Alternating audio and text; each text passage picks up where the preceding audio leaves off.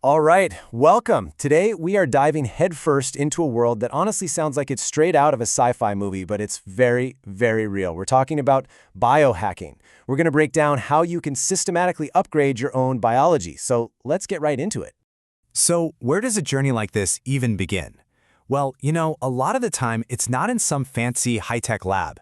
It starts with a personal mission, a quest for answers. And that's exactly what sparked the whole deep dive we're looking at today. So picture this. It all kicked off with a trip to this really comprehensive health program. I mean, imagine getting the full workup. We're talking blood tests, DEXA scans that measure your body fat and muscle with insane precision, even a gut microbiome test. Seeing all that personal data laid out right in front of you, and then getting supplements tailored specifically for you, well, that's what lit the fuse. That's what sparked the curiosity for this whole exploration. And that personal story kind of brings us to the main event, the big question. We've all heard the term, right? We've seen it pop up online. But what does biohacking actually mean? It's a really broad term, and honestly, that can be a little confusing. So let's just cut through the noise and break down what we're really talking about when we use that word. Yeah, see, biohacking isn't just one thing. It's this whole ecosystem of practices. As you can see, it covers everything from ancient techniques like meditation all the way to cutting-edge stuff like genetic testing. But the big idea, the thread that connects all of these, is making systematic, measurable changes to your lifestyle and biology to improve your health and, just your general well-being. To really make sense of all this, it really helps to think of biohacking as a spectrum. It starts with super accessible habits on one end and goes all the way to some pretty extreme body modifications on the other. Let's walk through it together. So first up, you've got lifestyle biohacking. This is the front door. This is the entry point for pretty much everyone. It's all about changing your daily habits to optimize how you feel and perform, both physically and mentally. And we're talking about things like this, really practical, often low-cost habits you could literally start tomorrow. Take getting direct morning sunlight, for example. It helps set your body's internal clock, kind of like hitting a daily reset button. Or you've got intermittent fasting, where that 16-8 protocol is super popular. Now, these might seem simple, but trust me, the cumulative effects they can have on your energy and focus can be absolutely profound. Okay, now we're taking it a step further. We're getting into nutrigenomics. This is where your diet gets incredibly personal, like down to your DNA level personal.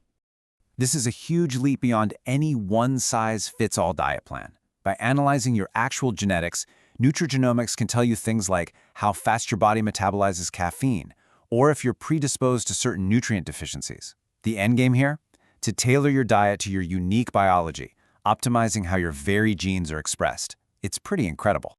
All right, we're moving further down the spectrum now, into a world that used to be totally off limits unless you were a professional scientist. Welcome to the world of do-it-yourself biology. This is basically citizen science, what some people call garage biology. With these newly accessible tools, like CRISPR gene editing kits you can buy online, individuals can now run their own biological experiments. Now, on one hand, this democratizes science in a really amazing way. But on the other, this is where we really have to start talking about safety and risks because, these are seriously powerful technologies. And that brings us to the final stop, the most extreme, futuristic end of the biohacking spectrum, grinder biohacking. This is where biology and technology physically merge into one. Yep, this is true human augmentation.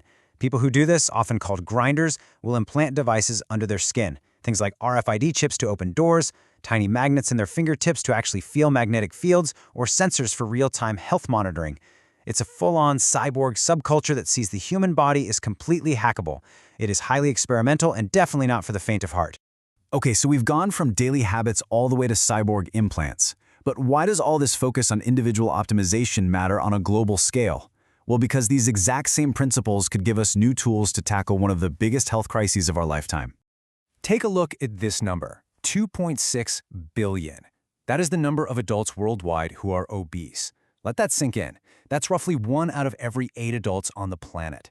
This isn't just a collection of personal struggles. It's a full-blown worldwide epidemic that hits both wealthy and poor nations. And as this chart shows so clearly, this crisis isn't spread out evenly.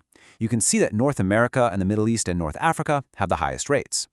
The whole philosophy of biohacking, using personalized data for early intervention and focusing on root causes, offers a powerful new way to think about and maybe, just maybe, start to address this massive global problem.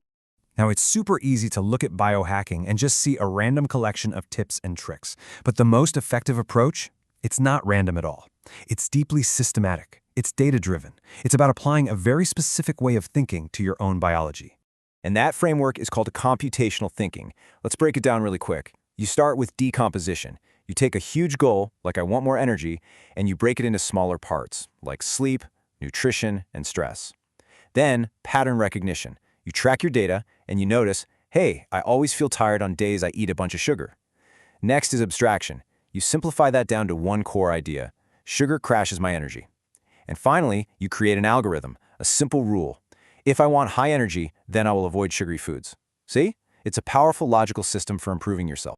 And that really brings us to our final thought. From the simplest lifestyle changes to these complex data-driven systems, the tools to understand and influence our own biology are becoming more and more accessible every single day. So the question isn't really if it's possible to hack your biology anymore. The real question is, how might you use these ideas to unlock your own potential? What would your first step be?